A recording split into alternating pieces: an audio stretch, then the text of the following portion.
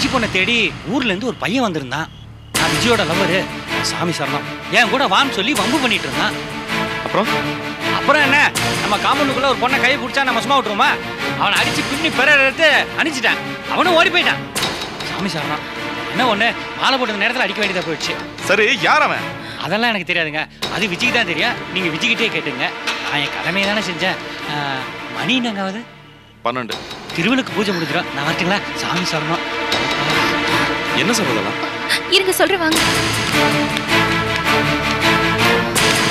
விஜி, விஜி, விஜி, விஜி. அக்கா. விஜி, அந்த பொறுக்கி நான் இங்க வந்தானா? ஆமா அக்கா.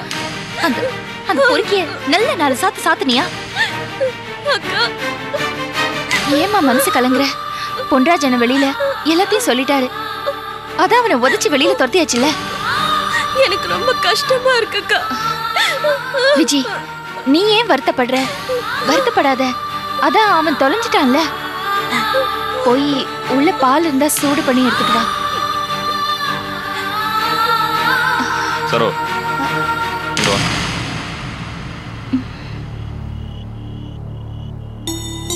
என்ன நடக்குது? அது ஒண்ணும் இல்லைங்க. ஊர்ல விஜய் ஒரு இடத்துல வேலை பார்த்தால, அங்க ஒரு பொறுக்கி பையன் அவளை தொந்தரவு பண்ணா. என்ன பண்ணா?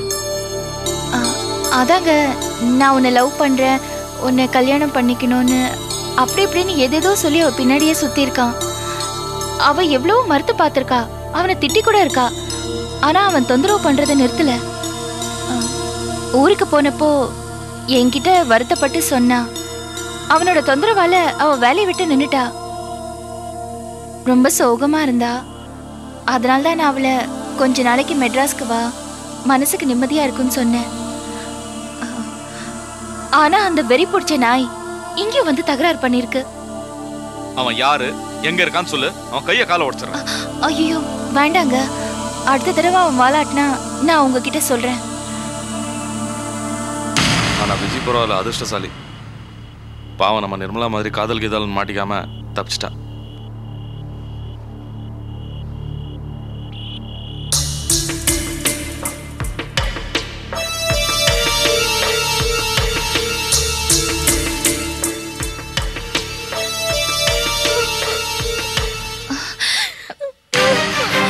விஜய், ஏன் அழாத பாரு.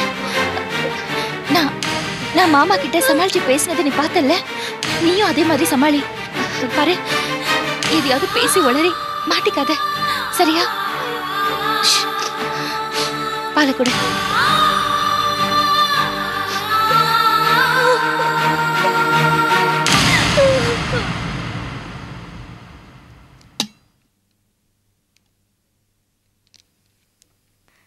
மாமா, தினமும் எப்படியோ நமக்கு சாப்பிட்றதுக்கு கிடைச்சிடுது, படுத்துக்கிறதுக்கு வீடு இருக்கு. வாழ்க்கைக்கு இது ரெண்டும் பத்தாதா? முழுசா கேளுங்க மாமா. சாப்பிட்டுட்டு தூங்கிட்டு இருந்தா மட்டும் போதுமா? எதிர்காலத்துக்கு ஏதாவது வேணா? நமக்குன்னு ஒரு தொழில் வேணும்ல. இந்நேரத்துக்கு எதுக்கு இந்த பேச்சு? என்ன நீங்க இப்படி சொல்லிட்டீங்க? இங்க பாரு, மாமா வந்து 5 பிள்ளைய பெற்றிருக்காரு. பிள்ளையெல்லாம் வச்சு காப்பாத்தலையா? நானும் அவரே மாதிரி புரோக்கர் தொழில் பண்ணி பொழைச்சிட்டு போறேன். அந்த காலம் வேற, இந்த காலம் வேற. அதை மட்டும் நம்பிட்டு இருந்தா முடியுமா? நமக்குன்னு மதிப்பான ஒரு தொழில் வேணும். மதிப்பான தொழில் தான் சோடா ஃபேக்டரியை தலையில தூக்கி வச்சு ஆடினேன், புட்டுக்குச்சே. அது போயிடுச்சுங்கிறதுக்காக மூலையில போய் உட்காந்துடுறதா? இதை பாருங்க மாமா, நான் ஒரு யோசனை சொல்றேன், கேக்குறீங்களா? சொல்லு. நீங்களும் அப்பாவும் ஒரு இடத்த கிரயம் பண்ணி விட போறீங்களே? ஆமா, அந்த கோபாலன் இடம். அதுல அப்பாவுக்கு நிறைய பணம் கிடைக்கும்ல, அதுல உங்களுக்கு கொஞ்சம் கொடுப்பாருல, அதை வச்சு ஏதாவது ஒரு தொழில் ஆரம்பிங்க. இந்த புரோக்கர் தொழிலை சைடுல வச்சுக்கோங்க. இங்க பாரு, இதுல வர பணத்தை வச்சு தான் லீலாவுக்கும் விஜயும் கல்யாணம் பண்ணணும்னு மாமா சொல்லிக்கிட்டு இருக்காரு. அது இருக்கட்டும் மாமா, நான் அப்பா கிட்ட சொல்லி அந்த பணத்துல உங்களுக்கு தொழில் பண்றதுக்காக கொஞ்சம் தரணும்னு கேட்க போறேன். மாமாவா பார்த்து ஏதாவது தருவாரு. என்ன நீ அவசரப்பட்டு போய் முந்திரி கட்ட மாதிரி எதுவும் பேசாத. புரியாம பேசாதீங்க. அப்பா தரணும் தான் நினைப்பாரு, இல்லைன்னு சொல்லல. ஆனா லீலா கல்யாணம் விஜய் கல்யாணம்னு போட்டு வச்ச கணக்கை விட அவரையும் மீறி பணம் அதிகமா செலவாயிடும்ல. அதான் இப்பவே கேட்டு வச்சுட்டா நல்லதுன்னு நினைக்கிறேன். பார்த்தனும் முட்டாத்தனமா பேசாத. அவருக்கு எப்படி போய் கராரா கேட்கறது? அசிங்கமா இருக்காது? இந்த விஷயத்தை என்கிட்ட இல்ல, மாமா கிட்ட இல்ல, வேற யார்ட்டையும் பேசக்கூடாது. பேசாம வாய மூடிட்டு படு. என்ன மாமா நல்ல யோசனை சொல்லிட்டு இருக்கல? நீ யோசனை சொல்லி கிழிச்சது போதும். படுக்கறியா? இனிமே கேட்க கூடாதுன்னா கேட்க கூடாது. அதானே நானும் சொல்லிட்டு இருக்கேன். நாம போய் கேப்போம் நான் சொல்றேன். அவரா கொடுப்பாருன்னு தானே சொல்றேன். எப்படி தானோ எப்படிமா உன்னால இப்படி எல்லாம் மாத்தி பேச முடியுது? படுக்கறியா பேசாம வந்து சேர்ந்துருக்காம. சொன்னாலும் கேட்க மாட்டீங்க மக்கு மாமா.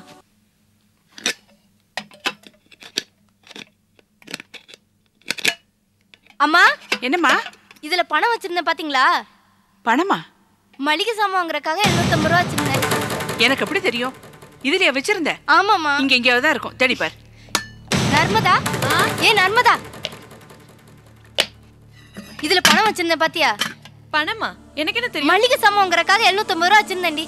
ஏய், மளிகை சாமான் வாங்குறதுல உன் டிபார்ட்மெண்ட், அதெல்லாம் எனக்கே. இங்கதான் வச்சியா? தேடி பார். இங்கதாம்மா வச்சேன். எங்க வச்சிட்டு இங்க தேடிட்டு இருக்காத. இங்கதாம்மா வச்சேன். அம்மா அம்மா, என்ன? சில்லறை சில்லறையா சேர்த்து 550 ரூபாய்க்கு மேல வச்சிருந்தேன். அது காணோம். யாருமே எடுத்திருப்பாங்க. என்னது? நீயும் பணம் வணங்குற, இவ்வளவு பணம் வணங்குற? என்னடி பண்றீங்க நீங்க? ஆமா, என்ன? அப்பா எங்க? ஐயோ ஐயோ ஐயோ ஐயோ ஐயோ, இது என்ன அக்கிரமமா இருக்குது? பகல் கொள்ளையா இருக்குது. வீட்டுக்குள்ள வச்சிருந்த பணத்தை காணோமே. எந்த திருட்டு நாய் வந்து உள்ள பூந்து வந்து திருடிச்சேன்னு தெரியலையே.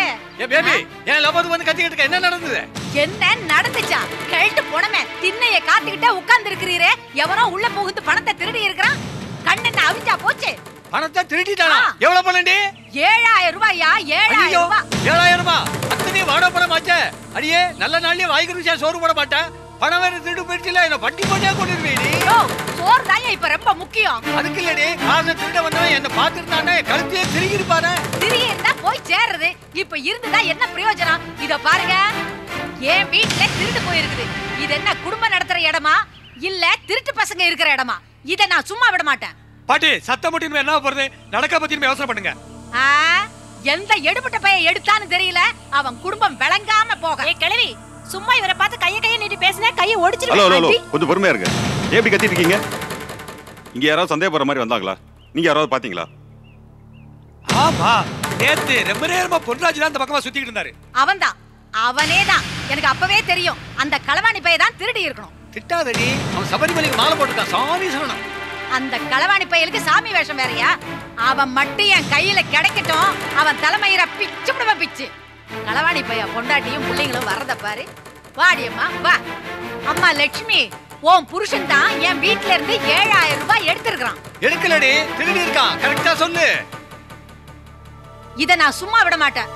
இப்பவே போலீஸ்ல சொல்லி உன் புருஷனை பிடிச்சு உள்ள தள்ள போறான். ஆமா பாட்டி, கொஞ்சம் பொறுமையா இருக்கீங்களா? உண்மை என்னன்னு தெரியாம ஏன் இவங்கள திட்டுறீங்க? நீ ஏன் பேச மாட்ட? உன் வீட்டுல திருடு போயிருந்தா தெரியும். பறி கொடுத்தவ நானு. எனக்கு தான் தெரியும் அந்த வேதனை. அதானே. ஏய்யா, போலீஸ்ல போய் கம்ப்ளைண்ட் கொடுத்துருவோமா? Come on baby. கொஞ்சம் பொறுமையா இருந்து. பொறுமையா இருக்கிறதா? 1 ரூபா 2 ரூபா இல்லடி, 7000 ரூபாய் உன் புருஷன் திருடி இருக்கிறான். எப்படி பொறுமையா இருக்கிறது? போலீஸ்க்கெல்லாம் போக மாட்டேன். நானே 3 பொண்ணுங்களை வச்சுக்கிட்டு பயந்து வாழ்ந்துட்டு இருக்கேன். திருட்டு போன பணத்தை நானே கொடுத்துறேன். எப்படி 7000 எங்களுக்கு சாப்பாடு போட்டே கழிக்க போறியா? எப்படி கொடுப்ப? எங்க இருந்து கொடுப்ப? இல்லம்மா, என்கிட்ட இருக்கிற நகை வித்து 2 நாள்ல பணத்தை திருப்பி கொடுத்துறேன். தயவு செஞ்சு பிரச்சனை பெருசுபடுத்தாதீங்க. சரி, ஓ மூஞ்சிக்காக விடுறேன். 2 நாள்ல பணம் வந்தாகணும். அப்படி வரல போலீஸுக்கு போயிடுவான். ஆமா, போலீஸ் வர்ற அளவுக்கு வச்சுக்காத. ஆமா. யோ, நான் தான் சொல்லிட்டேன்ல, வாயா. என்ன மிரட்டுறதுலயே இரு. என்னங்க நீங்க? நகைகளை வித்து பணம் கொடுக்கறேன்னு சொல்லிட்டீங்க. நாளைக்கு உங்க பொண்ணுங்களுக்கு கல்யாணம்னா என்ன பண்ணுவீங்க? ஏமா, வெறும் சந்தேகம் தானே. உங்க புருஷன் எடுத்திருக்கான்னு உறுதியா சொல்ல முடியாதே. அப்படி இருக்கிறப்ப ஏன் இவ்வளவு பெரிய சுமையை ஏத்துக்கணும்? போலீஸ் வந்து விசாரிச்சுட்டு போட்டுமே. எடுத்தவங்களை பிடிக்கட்டும். நீங்க ஏன் ஒத்துக்கிறீங்க?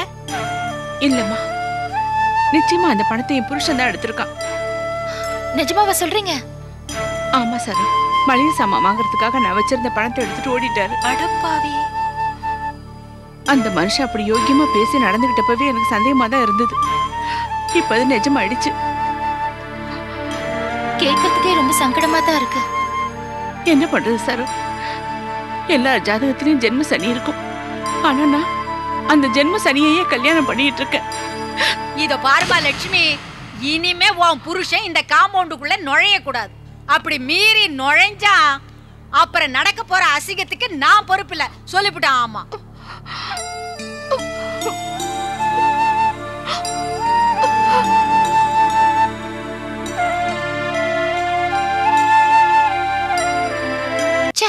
இப்படி பணத்தை திருடிட்டு போயிருக்கானே, ஒரு நல்ல புருஷனா இல்லாட்டியும் இந்த மாதிரி கலங்க ஏற்படுத்தாம இருக்கலாம் இல்லையா? இவன் கெட்ட கேட்டுக்கு மாலை வேற. விஜி, விஜி, என்னாச்சுமா? ஏன் அழற? என்ன விஜி? அந்த இளங்கோ இங்க வந்துட்டு போனது நினைச்சு வருத்தப்படுறியா?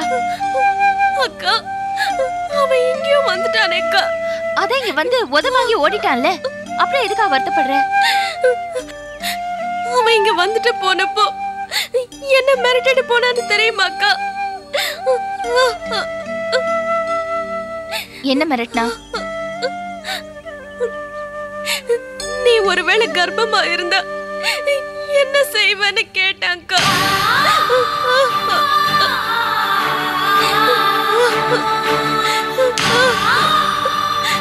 அதனால நீ என் கூடவே வந்துருன்னு சொன்னாக்கா.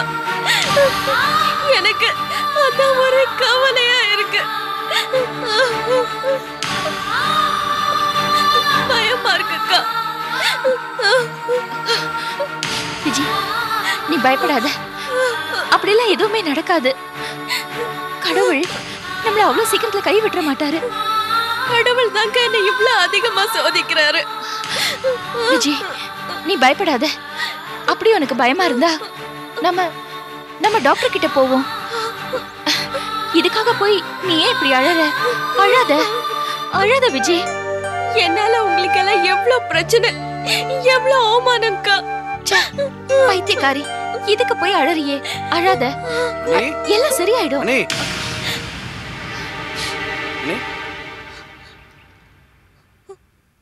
என்ன நீ வேலையா இருந்தீங்களா? என்ன இந்த நேரத்துல வந்திருக்கீங்க? என்ன நீ வழக்கமா நான் வந்தா வா செல்வம் காஃபி சாப்பிட்றேன்னு கேட்பீங்க. என்னாச்சு? காஃபி சாப்பிட்றீங்களா?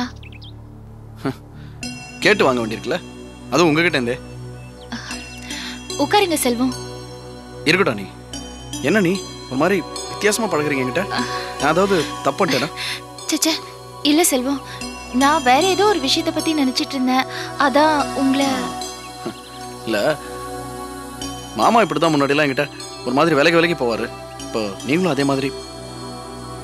மாமா அப்படி இருந்தா பரவாயில்ல. நீ நான் எப்போ ஒரு தடவை தான் பார்க்குறேன். ஆனால் நம்ம அப்படி இல்லை. நீ அடிக்கடி சந்திச்சுக்கிறோம். நீங்கள் என்கிட்ட அந்நியமா பழகிறது என்னால் தாங்கிக்க முடியாது. நீ ரொம்ப கஷ்டமா இருக்கு.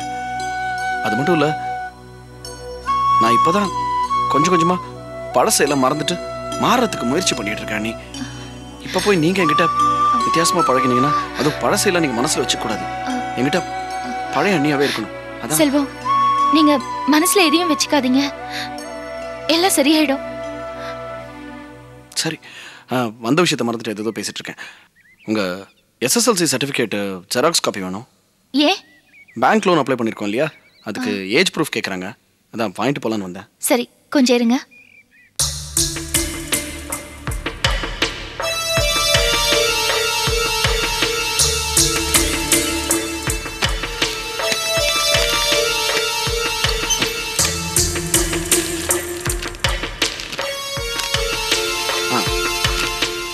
நான் வரேன். நீ தயவு செஞ்சு நான் சொன்னதை மனசில் வச்சுக்கோங்க.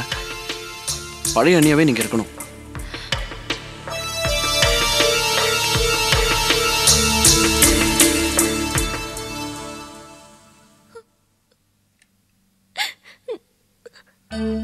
விஜி, கிளம்பு, டாக்டர் கிட்ட போலாம்.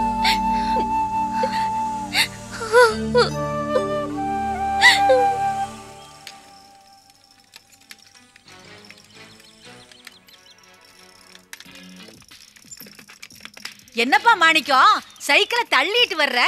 உட்கார்ந்து ஓட்டிட்டு வர்றதுக்கு தானே அதுல 2 சக்கரத்தை மாட்டியிருக்காங்க. ஓஹோ, சீக்கிரமா வீட்டுக்கு வந்துட்டா பொண்டாட்டியோட தொல்லை. பொண்டாட்டி தொல்லையில இருந்து தப்பிக்கிறதுக்கு தான் இப்படி மெதுவா சைக்கிளை தள்ளிட்டு வர்றியாக்கும். அப்படியெல்லாம் ஒன்றும் இல்லை.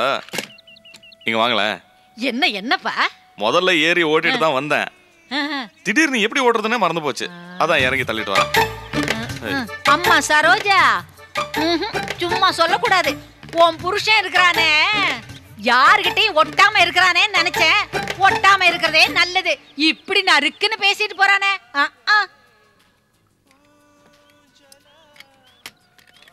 ஏங்க, அந்த பாட்டி என்ன பேசினாங்க? அது ஒரு கிராக்கு.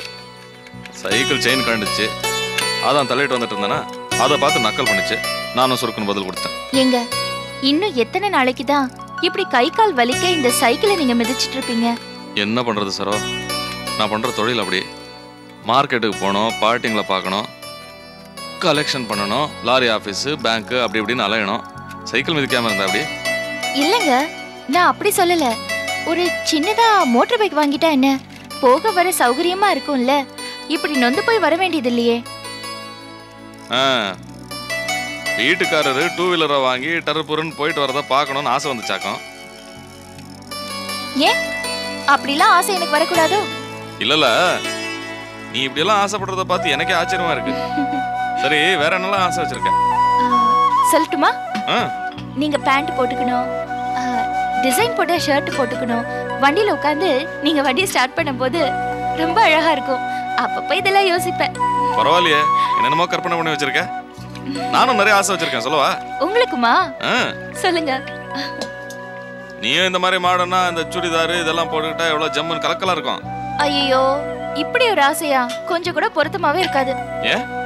என்னங்க, இன்னும் கொஞ்ச நாள்ல வயிறு பெருசாக போகுது. அப்ப போய் இந்த சுடிதார் கிடிதார் எல்லாம் போட்டா ரொம்ப நல்லா இருக்கும். ஓ ஆமால.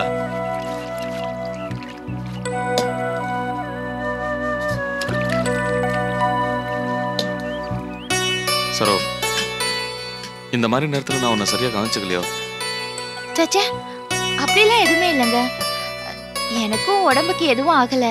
அப்படி ஏதாவது இருந்தா நான் உங்ககிட்ட சொல்ல மாட்டேனா? அது மட்டும் இல்ல, நீங்க எவ்வளவு வேலையா இருக்கீங்க, உங்களுக்கு எதுக்கு தொந்தரவு? இன்னைக்கு கூட நான் டாக்டர் கிட்ட போலான்னு இருக்கேன். நீங்க செலவுக்கு காசு கொடுத்தா போதும். இன்னைக்கு நானே உன்னை ஆஸ்பத்திரி கூட்டிட்டு போறேன்.